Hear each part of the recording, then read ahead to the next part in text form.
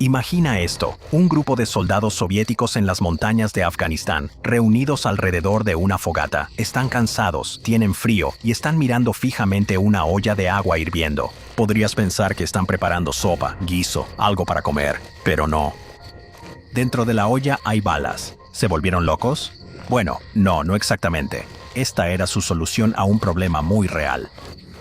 En 1979, cuando la Unión Soviética entró en Afganistán, sus soldados se toparon con el mismo problema que ha perseguido a los ejércitos desde el principio de los tiempos. Una logística deficiente y raciones todavía peores. A veces debido a la corrupción, a veces porque las líneas de suministro eran un desastre, y a veces porque los soldados simplemente querían comida que no supiera a castigo. Así que recurrieron a los comerciantes afganos. Pan fresco, fruta fresca, tal vez un poco de carne. Cualquier cosa era mejor que lo que salía de una cocina de campaña soviética. Solo había un problema: el dinero. Los soldados soviéticos no recibían un buen sueldo, no lo suficiente para comprar en el bazar cada semana. Pero lo que sí tenían, lo que tenían en grandes cantidades, era munición. Y en una zona de guerra, nadie cuenta cada bala. Con unos pequeños ajustes en el papeleo, siempre podías pedir un poco más. Nadie va a cuestionar a un soldado de primera línea que pide un cargador extra, así que las tropas empezaron a intercambiar munición por comida. Y aquí es donde las cosas se complicaron. Los muyahidines, la resistencia afgana, no eran un ejército formal, se mezclaban con la población. Así que buena parte de los mismos comerciantes que vendían manzanas a las tropas soviéticas pasaban munición en secreto directamente a quienes luchaban contra los soviéticos. Y a los muyahidines les encantaba la munición soviética. Usaban AKM 7.62x39. Capturaban AK-74 5.45x39. Mismos calibres, mismos cargadores, perfectamente compatibles. Así que cada vez que un soldado soviético cambiaba un puñado de balas por un puñado de pasas, lo más probable es que esas balas terminaran en las colinas y les dispararan con ellas. Obviamente, esto era un problema. La solución tenía que ser sutil. Los soviéticos no podían limitarse a entregar municiones obviamente falsas. Si lo hacían, los comerciantes se darían cuenta y los muyahidines definitivamente lo notarían. Así que los soviéticos idearon algo que sonaba lo suficientemente ingenioso alrededor de una fogata. Hervían las balas durante quizás 5 horas, lo suficiente pensaban, para destruir el fulminante, no tanto como para calentar el cartucho al grado de que explotara. En teoría, parecía un plan perfecto. La munición se veía normal, se sentía normal. La idea era simple. Una vez que llegara a los muyahidines, fallaría. Clic, nada. Tal vez atascaría su rifle. Tal vez les haría perder una balacera. Y los soviéticos podrían disfrutar de una comida caliente sin armar accidentalmente al enemigo. Volveremos a cómo resultó eso, porque mientras esas balas se cocinaban en una marmita, otros ejércitos estaban saboteando municiones de maneras que realmente funcionaban y eran francamente aterradoras. Retrocedamos una década. Vietnam. Estados Unidos estaba enfrascado en una larga y dura lucha contra el Vietcong y el ejército de Vietnam del Norte. Las tropas estadounidenses avanzaban lentamente, demasiado lento, mientras que el enemigo podía desaparecer en la jungla y haberse ido antes de que una patrulla siquiera supiera lo que había pasado. Te presentamos al coronel John Singlob y el SOG. El grupo de estudios y observación se especializaban en misiones tras las líneas enemigas, equipos pequeños, trabajo discreto, trabajo peligroso. Estos equipos seguían encontrando depósitos de municiones enemigos, pero tenían un problema. Si los volaban, la explosión esparcía las balas por todas partes.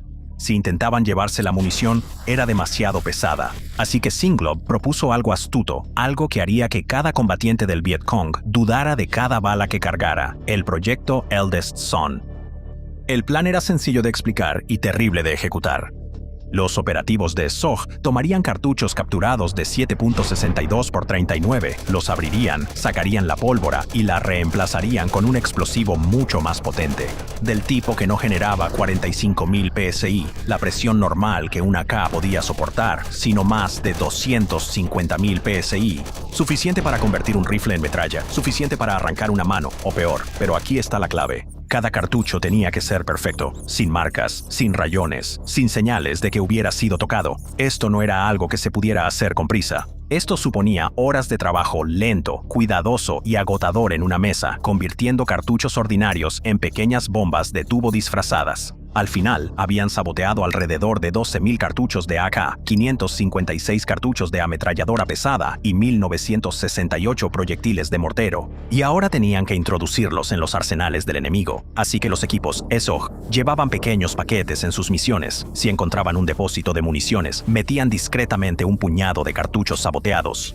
No demasiados, solo los suficientes para que una bala por cargador pudiera ser mortal. Luego vino la campaña de desinformación. Folletos advirtiendo sobre armas chinas de baja calidad, transmisiones de radio afirmando que el metal de las armas chinas era frágil, estudios falsos sobre cerrojos agrietados y cañones reventados. Todo para hacer que los norvietnamitas dudaran de su proveedor y temieran su propio equipo. No se trataba de matar a decenas de soldados, se trataba de sembrar paranoia. Y funcionó, al menos por un tiempo.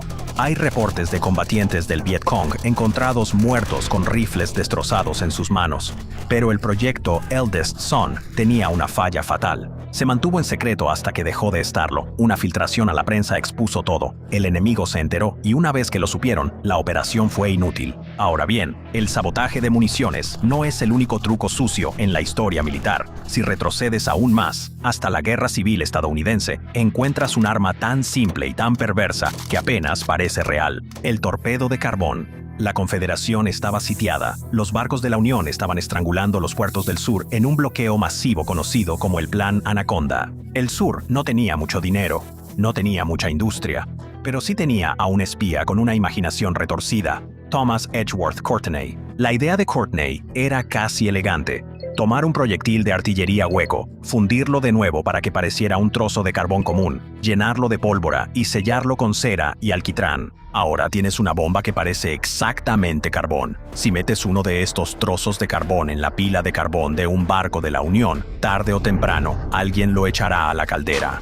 Y entonces, boom, humo negro, hierro destrozado, una máquina de vapor haciéndose pedazos. Después de las pruebas, la Confederación fabricó un lote de estos torpedos en 1864. Pero luego, mala suerte. Un agente confederado que llevaba los planos fue capturado. Las fuerzas de la Unión reforzaron la seguridad en sus depósitos de combustible. Aún así, algunos de estos trozos falsos pudieron haberse colado. Puede que nunca lo sepamos con certeza, porque las máquinas de vapor explotaban todo el tiempo en la década de 1860. Las calderas eran peligrosas, el mantenimiento era inconsistente y cualquier barco podía explotar sin que nadie se inmutara. Pero hay dos incidentes sospechosos que destacan. El USS Chenango explotó durante su viaje inaugural en 1864, matando a 30 marineros. Y más tarde, ese mismo año, el barco de tropas de la Unión Greyhound sufrió una explosión de caldera que obligó a la tripulación a abandonar el barco, justo después de que 6 civiles que trabajaban a bordo fueran arrestados por comportamiento sospechoso. ¿Fueron esos torpedos de carbón? Tal vez sí, tal vez no, pero el timing es interesante. Y ese es el asunto con armas como estas: explosivos ocultos, cartuchos preparados, carbón explosivo. No solo dañan al enemigo, se meten en la cabeza del enemigo. Porque una vez que empiezas a preguntarte si la próxima bala, el siguiente cargador o la próxima pala de carbón podría explotarte en la cara, dejas de confiar en tu propio equipo. Dudas, te lo piensas 2 veces.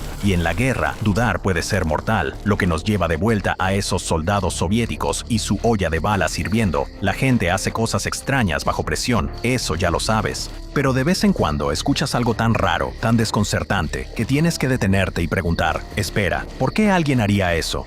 Bueno, aquí está el remate. Su plan nunca funcionó, ni siquiera un poco. La munición moderna es increíblemente resistente. El casquillo está sellado, el agua no se filtra. Los fulminantes ya no están hechos de compuestos viejos y frágiles. Hervirlas no hace absolutamente nada. Este truco habría funcionado en el siglo XIX, cuando los fulminantes eran de fulminato de mercurio. Si los hierves, se deshacen. Pero con la munición del siglo XX, olvídalo. Así que mientras los confederados hacían explotar calderas con carbón falso y los operativos de ESOG en Vietnam convertían rifles en granadas de mano, los soviéticos en Afganistán solo estaban haciendo sopa caliente con balas. Estos trucos no ganaron sus guerras, no cambiaron la gran estrategia, pero dejaron huella y bastante paranoia, porque a veces el arma más aterradora en el campo de batalla no es el rifle en tus manos, sino la duda en tu cabeza sobre si es seguro apretar el gatillo. Balas especiales para el campo de batalla. Las balas se han usado durante siglos, pero solo recientemente se han desarrollado para ser más que solo un proyectil de metal disparado desde un arma de fuego. Los avances en la tecnología han llevado a la creación de numerosos diseños de balas mortales, incluyendo balas guiadas que pueden rastrear objetivos a cientos de metros de distancia, balas de punta totalmente encamisada que pueden penetrar las superficies más resistentes, balas incendiarias que se prenden al contacto y balas perforadoras de blindaje que permanecen intactas mientras atraviesan un objetivo. Estas balas especiales han transformado el campo de batalla, haciéndolo más peligroso que nunca para los soldados. Cada bala fue creada para un propósito único y responde a una necesidad específica, así que aquí tienes algunos de los diseños de balas más interesantes. Balas cuadradas. En el año 1718, Jaime Puckle, un abogado, escritor e inventor inglés, hizo historia al desarrollar y patentar un arma de disparo rápido llamada el arma Puckle. Esta revolucionaria arma de fuego también fue la primera de su tipo en disparar balas cuadradas. Pero, para empezar, ¿por qué las balas eran cuadradas? Bueno, la respuesta está en el diseño de la propia arma Puckle. Como un arma de chispa operada manualmente con manivela y un cilindro giratorio, su velocidad podía aumentar mucho más allá del ritmo lento de las armas de chispa tradicionales. Con el arma Puckle era posible disparar 9 tiros por minuto, mucho más rápido que la tasa de 2 tiros por minuto de los mosquetes de la época, lo que la convierte en una precursora de la ametralladora moderna. Pero las balas cuadradas eran más que solo un medio para aumentar la cadencia de disparo. Puckle era un cristiano devoto y describió su invento como un arma de defensa que podía usarse para defender el cristianismo contra sus enemigos. Para hacer este mensaje más poderoso, diseñó el arma para disparar balas cuadradas cuando se usara contra el Imperio Otomano, cuyas fuerzas todavía eran vistas como una amenaza en ese momento.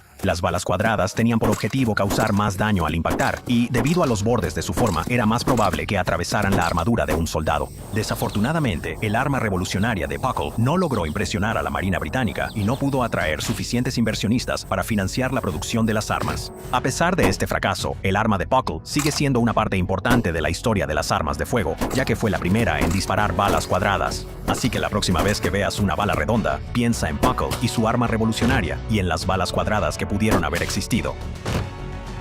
Bala encamisada. Una FMJ o bala encamisada es un tipo de proyectil utilizado en armas de fuego. Como indica su nombre, estas balas están recubiertas por una camisa metálica dura, generalmente hecha de cobre u otro metal resistente. La camisa ayuda a que la bala mantenga su forma mientras atraviesa el aire y también protege contra el óxido y la corrosión. Las balas FMJ están diseñadas para lograr la máxima penetración y normalmente se utilizan en entrenamientos de tiro, ya que el sonido que producen al impactar una superficie metálica es muy pronunciado. Gracias a la camisa metálica dura, las balas FMJ pueden atravesar la mayoría de las barreras, como paredes y vidrios de automóviles, antes de alcanzar su objetivo. Esto significa que uno debe tener cuidado al disparar la bala contra tejido blando, porque probablemente la bala continuará atravesando el objetivo y golpeará lo que esté del otro lado. La camisa metálica dura también ayuda a que la bala no se deforme al impactar el objetivo, lo que puede ayudar a reducir la cantidad de daño en los tejidos. Esto hace que las balas FMJ sean una buena opción cuando la precisión y la penetración son las principales preocupaciones. Sin embargo, el encamisado también puede ser una desventaja porque impide que la bala se expanda dentro del objetivo, lo que puede causar heridas menos graves y posiblemente no incapacitar al objetivo. Esto también puede ser un problema en contextos de caza, donde una bala necesita causar el máximo daño al objetivo. En general, las balas encamisadas son proyectiles increíblemente útiles y versátiles, ideales para una variedad de aplicaciones. Ofrecen una excelente precisión y penetración, mientras mantienen el daño a los tejidos al mínimo. Balas guiadas. Esto es material de ciencia ficción, o al menos solía serlo. Gracias a la investigación de la Agencia del Departamento de Defensa de EEU, DARPA, ahora son una realidad. Estas balas están diseñadas para maniobrar en pleno vuelo y alcanzar objetivos en movimiento desde largas distancias. El Exacto, o munición de precisión extrema, es un cartucho calibre 50 utilizado en rifles de francotirador de largo alcance y ametralladoras. Utiliza un sistema de guía óptica en tiempo real para identificar un objetivo y seguirlo en su mira. También cuenta con un mecanismo integrado que compensa el clima, el viento, el movimiento del objetivo y otros factores para corregir la trayectoria de la bala con cada disparo. Estas balas eliminan gran parte de la intuición humana relacionada con hacer un disparo y pueden alcanzar un objetivo a cientos de yardas de distancia, incluso si el tirador es un principiante. El objetivo de DARPA ha sido reducir el sistema de guía y los mecanismos de vuelo en un paquete diminuto para que se puedan producir balas guiadas balas para municiones de todos los calibres. Si esta tecnología sale alguna vez de los laboratorios, los soldados podrían estar armados con estas balas, aumentando su seguridad y efectividad durante los conflictos. Las balas guiadas son solo una parte del armamento inteligente de DARPA. También está desarrollando tecnología de drones en enjambre y una nave no tripulada que puede rastrear submarinos enemigos. Todo esto es bastante impresionante, pero esperemos que los humanos encuentren una manera de resolver sus diferencias pacíficamente antes de que esta tecnología sea utilizada. Municiones incendiarias.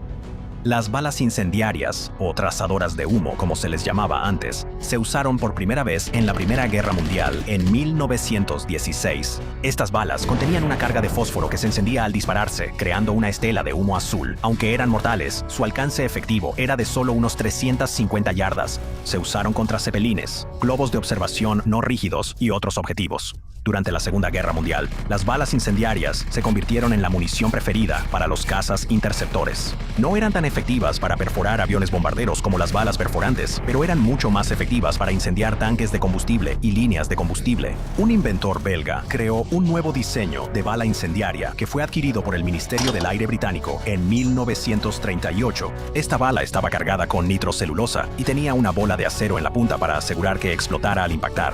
Se hizo conocida como la incendiaria B Mark VI de calibre 303. En 1940 fueron probadas operativamente en el Hawker Hurricane y el Supermarine Spitfire durante la batalla de Dunkerque. El poder explosivo y el destello al impactar las hicieron muy valoradas por los pilotos. Estados Unidos también adoptó una versión de la B Mark VI, simplificándola tanto para las balas de avión calibre 30 como para las de calibre .50. Algunos proyectiles explosivos, como los proyectiles incendiarios de alto explosivo, contienen una carga incendiaria diseñada para encender explosivos dentro del proyectil.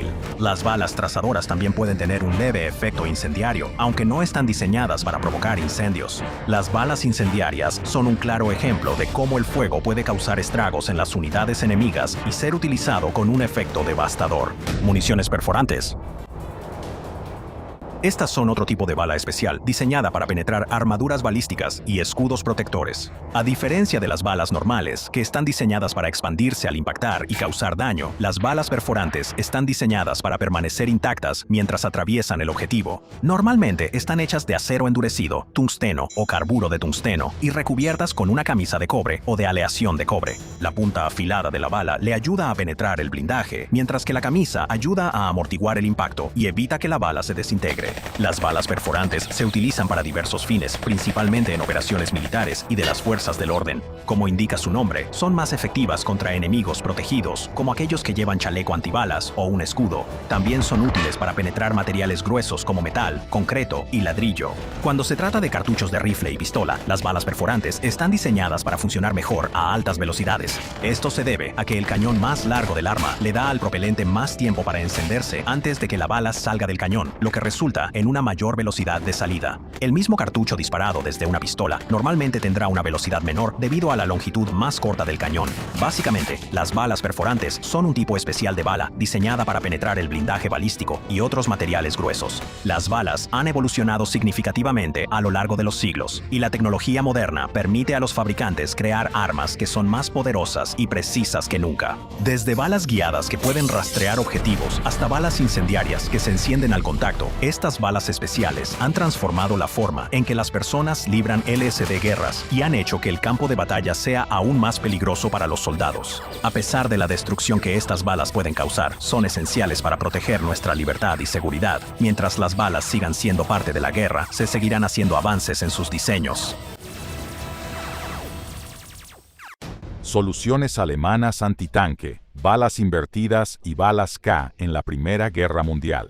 Los tanques fueron una desagradable sorpresa para los alemanes cuando hicieron su aparición en el campo de batalla en 1916. Aunque las granadas eran efectivas a corta distancia, los alemanes buscaron rápidamente soluciones de mayor alcance para inutilizar los tanques enemigos. Balas invertidas. Las balas de rifle y ametralladora simplemente rebotaban en el blindaje de los tanques, así que el primer intento de darles a los fusileros alemanes una solución antitanque fue la bala invertida. Esta idea se había desarrollado en 1915 como una forma de penetrar los escudos de francotiradores enemigos. Tomando una bala Mauser normal de 7.92 por 57 milímetros, se desenroscaba el proyectil y se añadía propelente adicional. Luego, se volvían a insertar cuidadosamente al revés en el casquillo, dándoles una punta roma. Estas balas tenían que introducirse con cuidado en la recámara para evitar fallos de disparo, pero podían dispararse desde un rifle estándar. Las balas invertidas podían penetrar la armadura a corta distancia, potencialmente alcanzando a un miembro de la tripulación, y no se rompían como la punta de una bala normal. También podían crear fragmentación, una lluvia de fragmentos de metal dentro del tanque. Sin embargo, la bala invertida no era una gran solución, ya que a menudo podía dañar el rifle o herir a la persona que la disparaba. Balas K. Los alemanes desarrollaron la bala perforadora de blindaje de 7.92 por 57 milímetros, conocida como la bala K. Tenía un núcleo de acero para herramientas y podía ser disparada desde una ametralladora o un rifle. A una distancia de aproximadamente 100 yardas, era mucho más efectiva que una bala invertida y tenía una probabilidad de 1 en 3 de penetrar blindaje de 12 a 13 milímetros de grosor. Mientras que las balas K eran efectivas contra los primeros tanques británicos, lo eran menos contra el tanque Mark IV, que tenía un blindaje más grueso y entró en el campo de batalla en 1917.